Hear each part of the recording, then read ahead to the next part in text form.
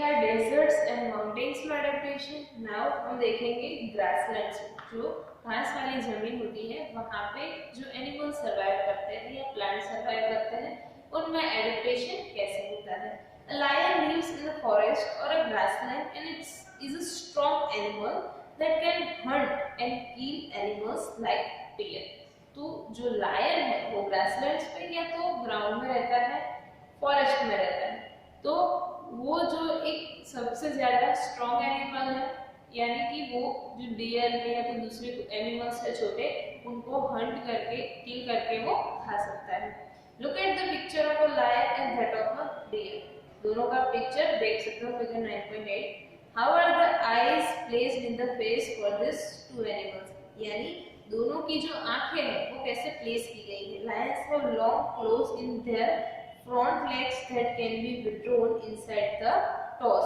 उसके जो क्लोज है यानी पंजे है वो जो पैर के आगे वाला जो पैर में है वो आसानी से that can be withdrawn inside the toes, यानी आसानी से वो विथड्रॉ किए जा सकते हैं। Do the features of a lion help it any way to survive?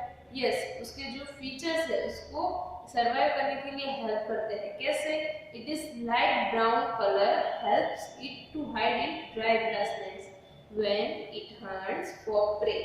Pray मतलब क्या होता है? एनिमल जिसको वो हंट करने वाला है, जो जैसे कि डियर है उसको अगर वो शिकार करता है तो वो उसका क्या है? प्रे, जिसे वो खा जाएगा। तो उसका जो ब्राउन कलर है तो उसकी वजह से अगर वो जो सूखा घास है वहां उसके पीछे छुप जाएगा तो किसी को दिखाई नहीं देगा। तो जब वो हंट कर रहा है या शिकार कर रहा है तो उसकी वजह से उसको ये हेल्प मिलेगी। The eyes in front of the face allow it to have a correct idea about the location of its prey। उसकी जो in front of face, face के आगे जो eyes होती है वो किस में हेल्प करती है कि जो उसका जो हंट है जिसको वो मारने वाला है, उसका जो शिकार वो एग्जैक्टली कौन से लोकेशन पे है वो दूर से भी अच्छी तरह से देख सकता है। अब dear, a deer is another animal that lives in forest and grasslands। It has strong teeth for chewing hard plants, stems of the forest। वो क्या है? जो डियर है वो क्या खाता है? घास फूस खाता है मोस्टली, वो दूसरे एनिमल पे डिपेंड नहीं होता है। तो उसके जो टीथ होते हैं वो बहुत ही ज्यादा शार्प होते हैं, जिसकी वजह से क्या कर सकते हैं, वो जो हार्ड प्लांट की स्टीम्स है और लीव्स है उसे वो चबा सकता है। A deer needs to know about the presence of predators। predators यानी क्या है? जो उसे खाने वाला है, मतलब कि लायन है वो क्या होता है? प्रेडेटर। तो उसको उसकी प्रेजेंस के बारे में पता होना चाहिए कि मतलब वो शिकार करने आने वाला है। Animals like lion that make it their prey in order to run away from them and not become their prey। यानी उसकी आंखें या तो उसकी जो एक क्या बोलते हैं सेंस होती है कि उसको पता चल जाता है कि लायन है या तो फिर लेपर्ड है, टाइगर है, वो कहीं दूर से आ रहा है और हमें शिकार करके ले जाएंगे, मतलब खा जाएंगे।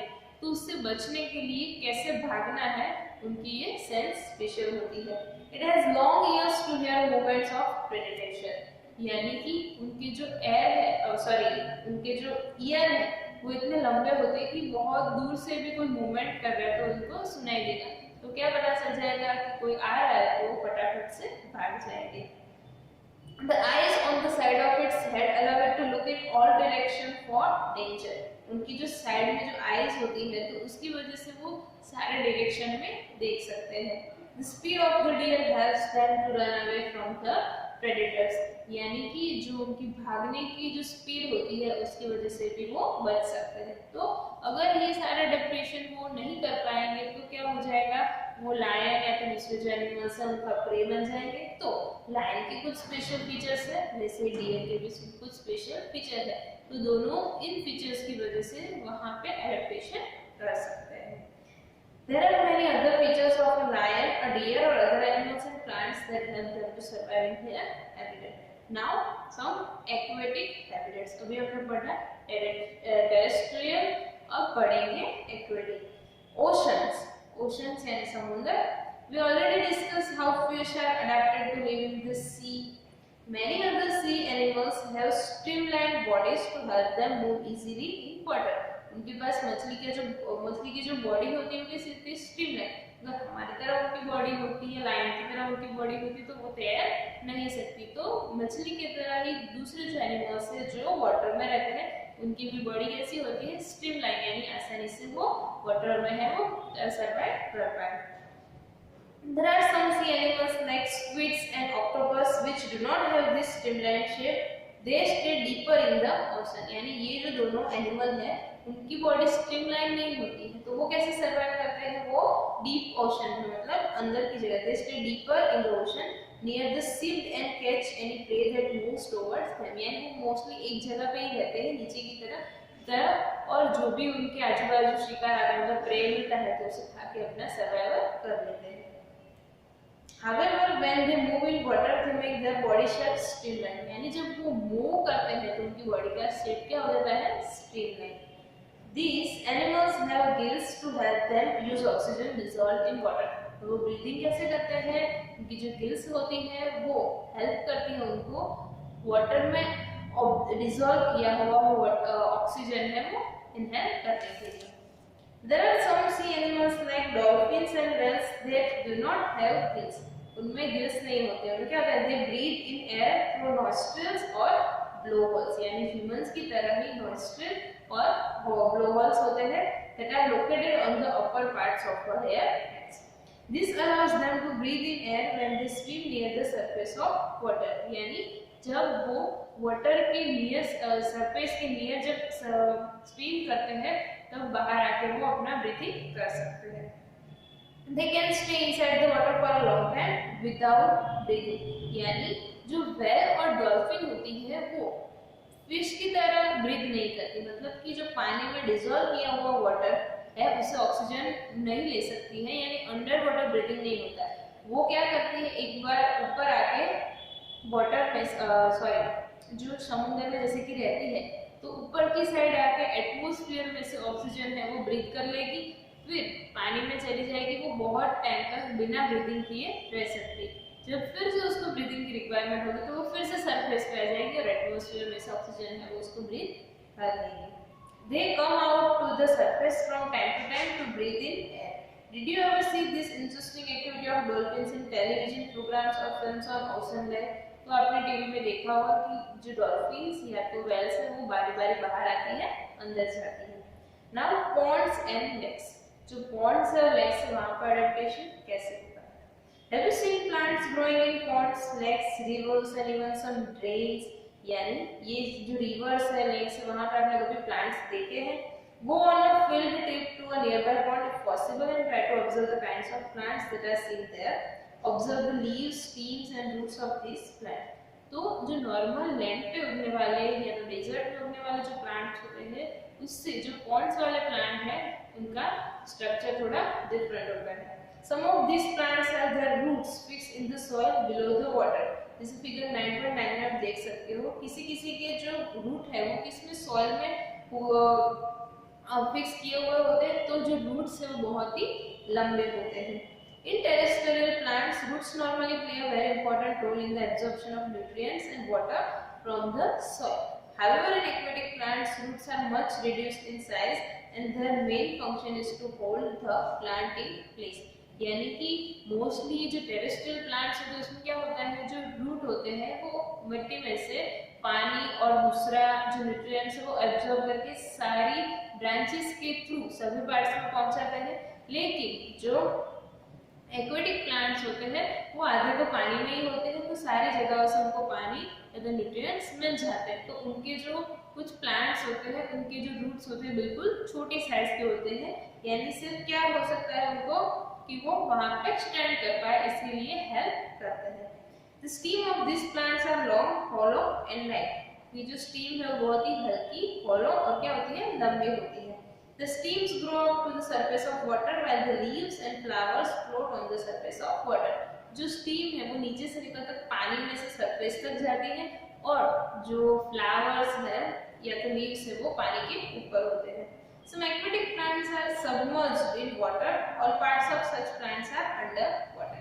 कुछ प्लांट्स ऐसे होते हैं कि पूरे आधे मर्ज किए हुए होते हैं, मतलब कि आधा पार्ट है वो पानी में होता है, आधा पार्ट बाहर की साइड होता है। तो कुछ पानी में ही होते हैं।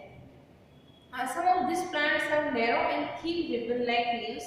This can bend in the flowing water. यानी कि वो जो leaves है या तो उसकी जो stem है वो क्या हो जाती है, water के अंदर वो है वो float कर सकती है।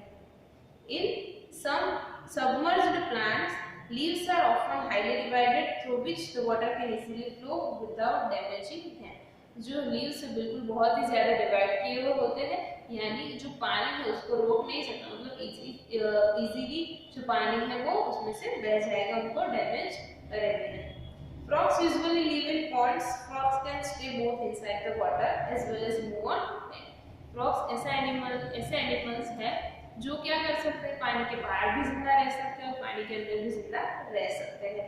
They have strong back legs that help them in leaping and catching their prey. उसकी जो पीछे के जो पैर है, लेग्स है, बैक लेग्स, वो बहुत ही स्ट्रॉन्ग होते हैं, इसकी वजह से वो इसे अपना जो प्रे है वो कैच कर सकते हैं। They have webbed feet which help them in swim in water. तो वेब फीट भी होते हैं, उसकी वजह से वो उनको बेंड करके क्या कर सकते हैं, स्विम भी कर सकते हैं। We have discussed only a few common animals and plants compared to the wide variety that live in different habitats.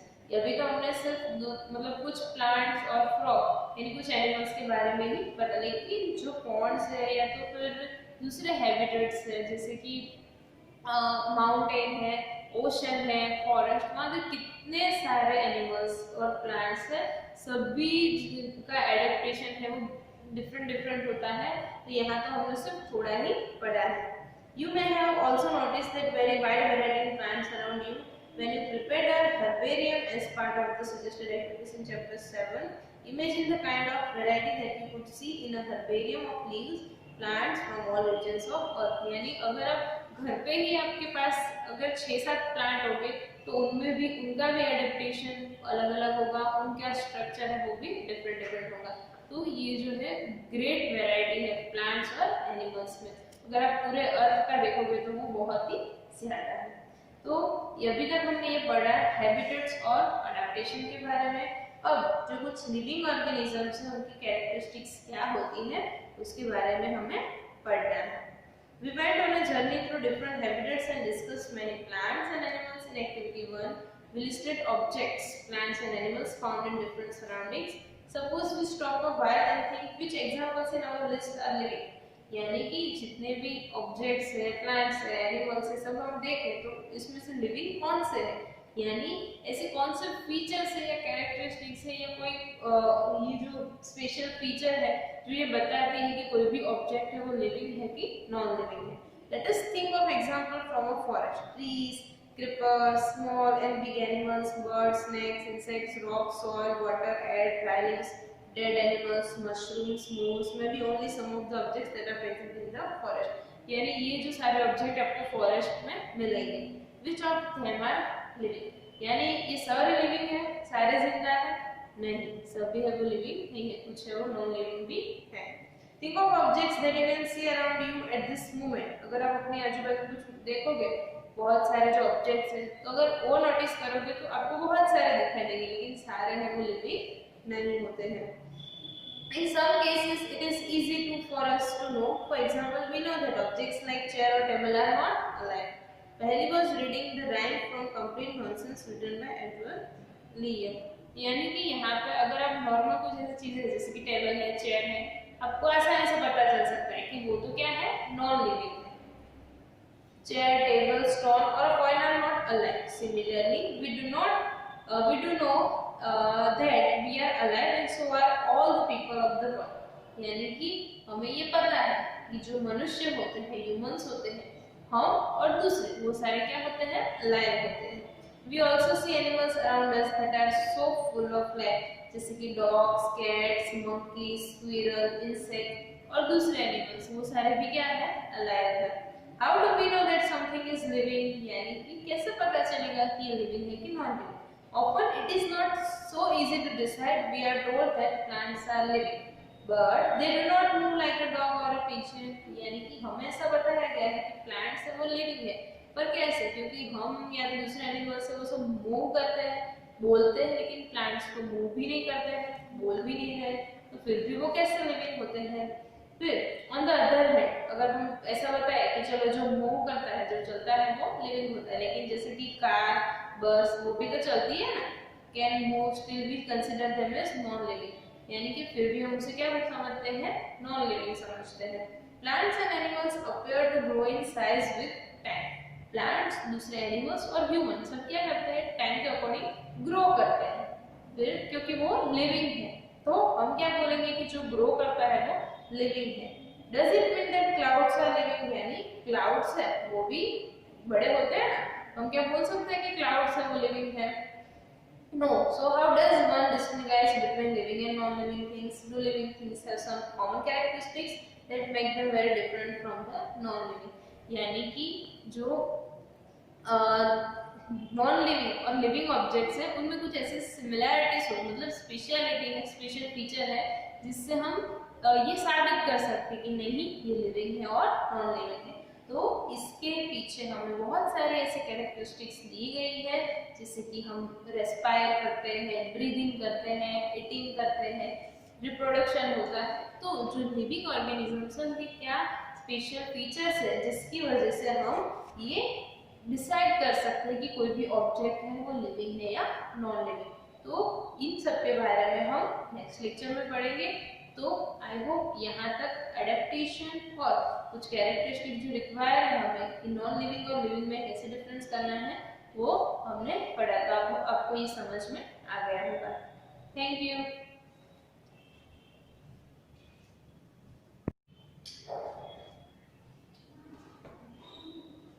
Hello, good morning students. This video is for standard 6 subject science. In this video lecture we will go ahead in our lesson number 9, the living organisms characteristics and habitats.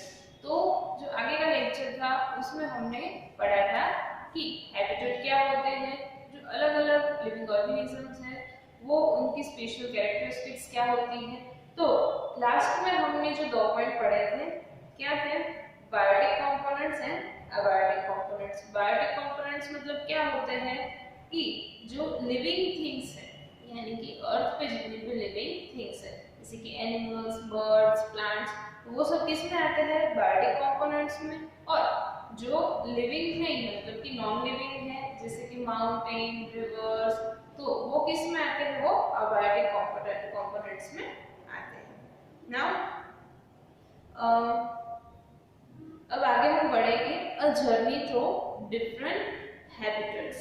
तो सबसे पहले adaptation में क्या होता है, तो adaptation does not take place in a short time because the abiotic factors of the region also change very slowly.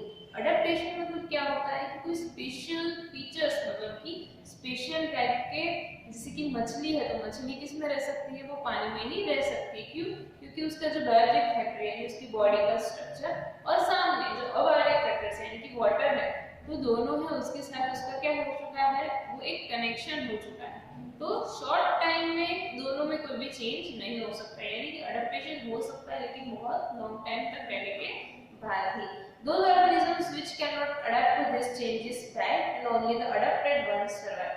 यानी जो अडेप्ट नहीं करते यानी एक्सेप्ट नहीं करते हैं चेंजेस को, तो वो ऑर्गेनिजम्स है वो मर जाते हैं। Organisms adapt to different abiotic factors in different ways. This results in a wide variety of organisms in different habitats. यानी अलग-अलग जगह पे अलग-अलग तरीके की लिविंग ऑर्गेनिजम्स अलग तरीके से एडेप्टेशन करते हैं। तो हमें ये जो पॉइंट है अ जर्नी थ्रू डिफरेंट हैबिटेट्स, तो उसमें ही पढ़ना है। तो सबसे पहले है सब टेरेस्ट्रियल हैबिटेट्स। टेरेस्ट्रियल मतलब कि जो लैंड पे है वो, और उसका अपोजिट क्या होता है, एक्वेटिक यानी जो पानी में है। तो सबसे पहले दिया है डेजर्ट। तो डेजर्ट के बारे में आप सबको पता है कि वहाँ पे बहुत कम पानी होता है, धूप ज्यादा होती है, जो ज्यादातर क्या होता है, मिट्टी होती है यानी सैंडी सॉइल होती है। We discussed the abiotic factors of a desert and the adaptation in camels. What about other animals and plants that are found in desert? Camel का तो हमने देख लिया कि कैमल में क्या है कि उसकी बॉडी का स्ट्रक्चर ऐसे है कि वो बहुत टाइम तक भूखा रह सकता है, उसकी बॉडी में से जो वाटर लूज होता है वो बिल्कुल वेस्ट होता है। तो दूसरे जो प्लांट्स हैं वो कैसे सर्वाइव करते हैं, Do they have the same kind of adaptations? There are desert animals like rats and snakes which do not have long legs that a camel has. यानी camel के पास लंबे पैर होते हैं जिसकी वजह से वो हीट से दूर रह सकता है, गर्मी उसको ज्यादा नहीं लग सकती उसकी बॉडी को। लेकिन जो रैट और स्नेक्स है उनमें ऐसा मतलब उनके जो लेग्स है वो लंबे नहीं होते। To stay away from the insect intense heat during the day, they stay in burrows deep in the sand. यानी कि जो दिन में बहुत ज्यादा गर्मी होती है तो गर्मी से दूर रहने के लिए वो क्या करते हैं, जो बरो होती है सैंड के अंदर वहां पे दिन में रहते हैं। These animals come out only during the night when it is cooler. तो जब कब बाहर निकलते हैं, जब ठंडी होती है मतलब पूरा एटमॉस्फेयर हो जाता है रात को, तभी वो बाहर निकलते हैं, यानी उनका एडेप्टेशन ऐसा होता है। फिर डेजर्ट प्लांट्स, प्लांट्स कैसे सर्वाइव करते हैं?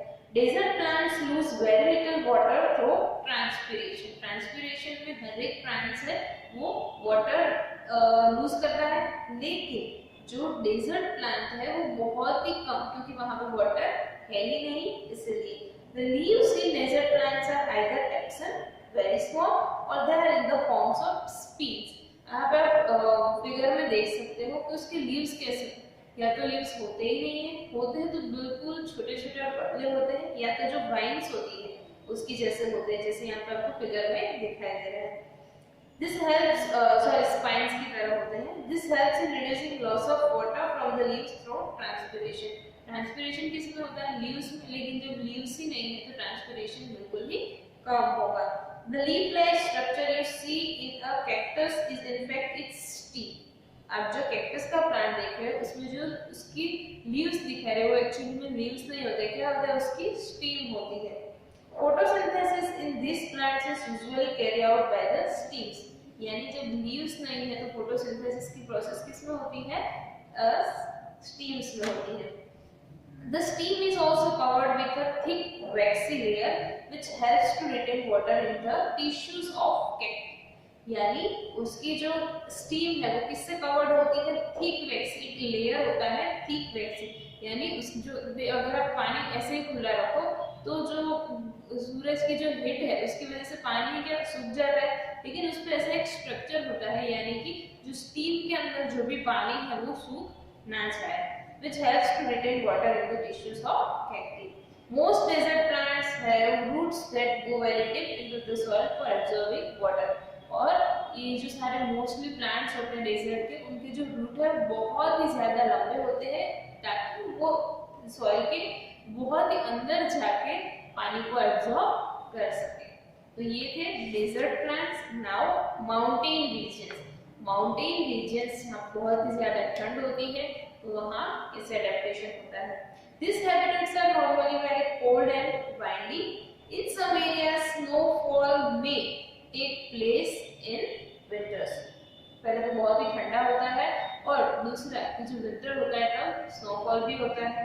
If you live in a mountain region or have visited one, you may have seen a large number of such trees. But have you ever noticed such trees naturally growing in other regions? यानी अगर आप ये जो mountain regions वाला habitats है या तो जगह है वहाँ पे अगर आप जाओ तो बहुत सारे ऐसे यहाँ पे जैसे फिगर में दिए हुए हैं वैसे ट्री देखोगे, लेकिन दूसरी जगह पे शायद से आपको ये ट्रीज देखने नहीं मिलेंगे। क्यों? How are these trees adapted to the conditions prevailing in their habitat? These trees are normally cone-shaped and have sloping branches. सबसे पहले उसकी खासियत क्या होती है कि उनका जो शेप है वो कॉन जैसा होता है और जो ब्रांचेस होती है वो स्लीपिंग होती है। क्यों? क्योंकि जो बर्फ गिरती है वो नीचे गिर जाए। अगर हमारे यहाँ पे जो ट्री होता है ऐसा ट्री अगर होगा तो जो बर्फ है वहाँ ऊपर ही जमी रहेगी। These leaves of some these trees are needle-like. जो leaves होते हैं कैसे needle जैसे होते हैं। This helps in the rain. This helps the rainwater and snow to slide off easily. इसकी वजह से जो रेन वाटर है तो स्नोफॉल होता है तब जो स्नो है वो आसानी से नीचे गिर जाए। There could be trees with shapes very different from this that are also present on mountains. तो माउंटेन्स में बहुत अलग अलग तरह के शेप के भी ट्रीज होते हैं। They may have different kind of adaptations to survive on the mountains. Now, what about animals? Animals कैसे survive करते हैं? Animals living in the mountain regions are also adapted to the conditions there. They have thick skin or fur to protect them from cold. यानी उनकी जो body होती है, उसकी जो स्किन है, उन पर एक ऐसे क्या होता है, फर या तो हेयर्स होते हैं, जिसकी वजह से वो ठंडी में सर्वाइव कर पाए. For example, yaks have long hair to keep them warm. जो याक होता है उस पे बहुत सारे लंबे लंबे बाल होते हैं, तो उसकी वजह से उसको ठंडी नहीं लगती है. Snow leopard has thick fur on its body. जो स्नो लेपर्ड होता है तो नॉर्मल लेपर्ड की कंपैरिजन में उसकी बॉडी है, उस पे जो बाल होते हैं या फर होते हैं वो भी ज्यादा होती है, तो उसकी वजह से क्या होता है, उनको ठंडी ज्यादा नहीं लगती. जैसे आप स्वेटर पहनते हो, स्वेटर में भी क्या है, वो एक बर्ड के जो शिप के हेयर होते हैं उसी का बनता है, तो उसकी वजह से आपको ठंड नहीं लगती है. उनके पास तो वो नेचुरली स्वेटर है, उसकी वजह से उनको ठंड नहीं लगती. Thick fur on its body including feet and toes. This product is fit from the cold when it walks on the snow. उनकी जो टॉज होती है, फिट्स होते हैं, वहाँ पे भी ये फर होता है, तो जब वो स्नो यानी बर्फ में चलते हैं फिर भी उनको ठंडी नहीं लगती है.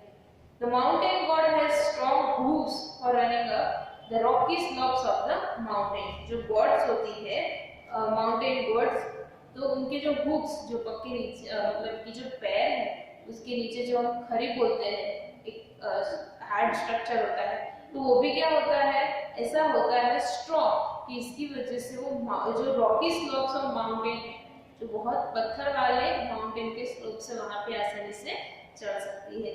As we go up in the mountainous regions, the surroundings change and we see different kinds of adaptation at different heights. यानी अलग